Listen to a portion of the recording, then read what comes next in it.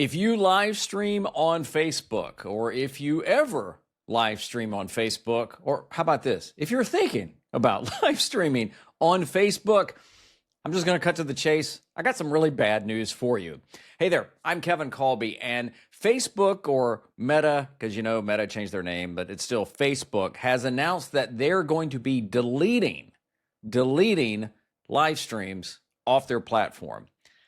Look, it is their platform. They can do what they want to do. But let me read some of their announcement to kind of show you what's coming up. Beginning in February, Facebook Live videos will be kept on your Facebook page or profile for 30 days after they're published. After 30 days, you'll no longer be able to access your video, and it will be automatically removed from your page or profile and deleted from Meta servers. Any live videos that were already published over 30 days from this notification will be deleted. Once you're notified, you'll have 90 days to download your videos or transfer them to a cloud storage. If you need more time, you can postpone the deletion for 6 months, but you'll only be able to postpone the deletion of your live videos once. Now, there is one nice thing Meta did in here, and it's this. Live videos from memorialized accounts are not subject to this policy.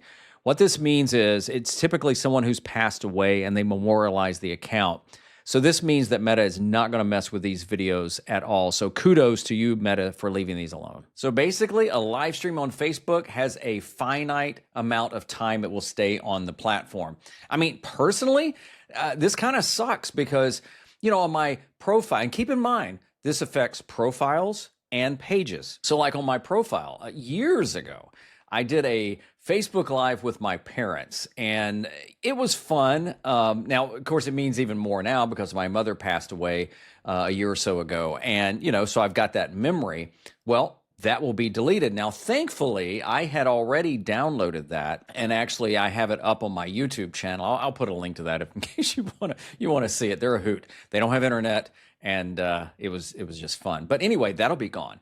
I have a Facebook page, at least as of recording of this. That's probably going to be deleted at some point, the page, but there are live streams I've done there. For 3 seasons, I did a video podcast show called Two Guys Talking About with a buddy of mine.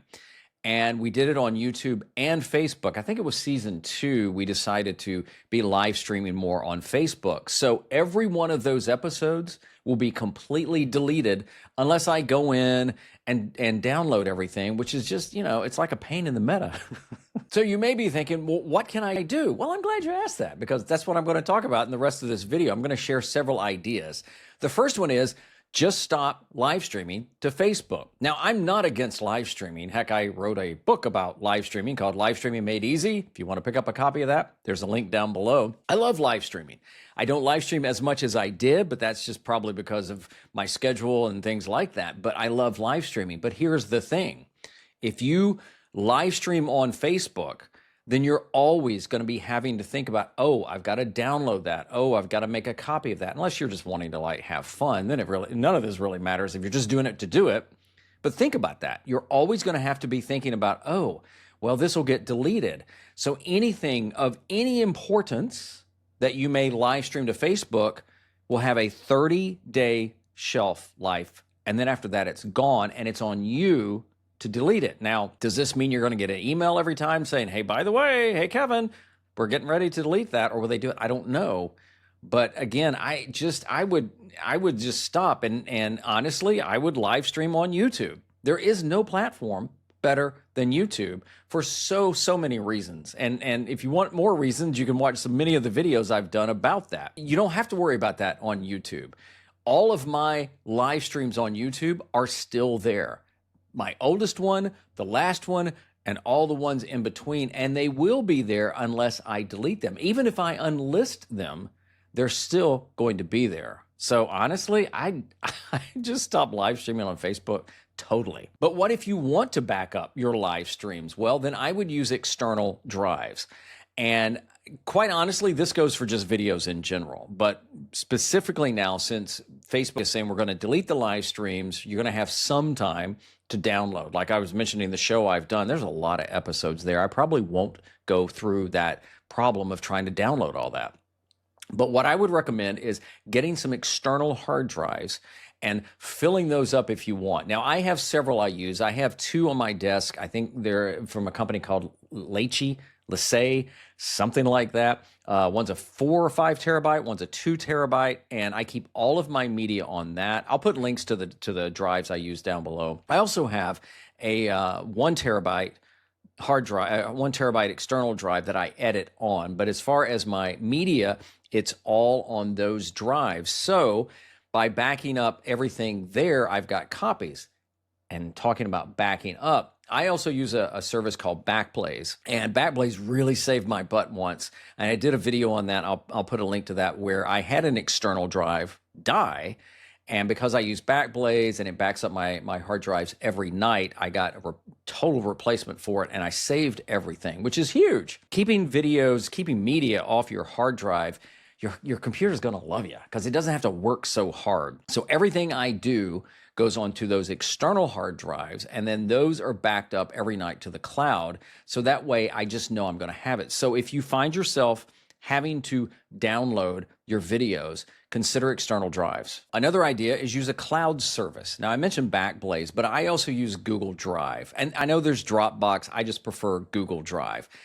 Here's the thing. When you have a Gmail account, which you have to have a Gmail account to have a YouTube channel, you automatically get some storage on Google Drive. I found it's not enough, so I actually pay extra. I think I get 2 terabytes of extra storage, and then I pay for that. It's not that much, but then that way I can keep even more media on there. So what I tend to do on my Google Drive is I'll also put videos, whether it's raw or finished videos, on there that I absolutely don't want to lose. So there's some redundancy. Some of these I may have on my external drive, but I've also put some on my Google Drive. You can do free cloud storage, or you can pay extra. Again, I use Google Drive for all of my extra backups that I want. Just a lot of personal things on there as well. Maybe some client work I've done, but more personal stuff on there as well. And again, there's Dropbox and there's other ones out there. Another idea is consider Riverside. Now, Riverside is what I'm using right now to record this video. Like right now, you're watching me record this video on Riverside right there. Riverside keeps everything you've recorded, everything. And in fact, I actually asked them just before I did this video, I wanted to clarify, and they don't delete videos. Now you can, but Riverside won't. So you could use Riverside to live stream to YouTube. And if you're absolutely insistent, you could live stream to Facebook, and those live streams will stay in your Riverside projects folder in your studio. Everything I've recorded on Riverside is still there. And in fact, I can go back and edit those if I want. I can reshare them. I can compile. I can do all these other things like that. One of the things I love about Riverside are all the editing tools you get after the fact. So this video can be chopped up in Riverside. I can convert it into different sizes. I can get the transcript. I can even share it to Spotify if I want to from here. Riverside makes it that easy. And if you use my code Kevin Colby, you can save 15% off any paid plan. I put a link to that down in the description. Thanks, Riverside, for sponsoring this video. Now, a question I have after all of this is, and this would be a question for Meta, for Zuck, what about other videos? I mean, if you're going to start deleting live streams, will you start deleting produced videos as well? I mean, I have a lot of videos on my profile that I uploaded there. I have videos on my old page, which I don't use anymore on Facebook, but I uploaded there. At some point, does Zuck decide, well, let's delete those as well? I don't know. I don't have any inside information, but it's something that makes me think. So hopefully this information will help you make some decisions about Facebook, YouTube, whatever, what to do with your videos. So as always, I really thank you for watching, and I hope to see you next time.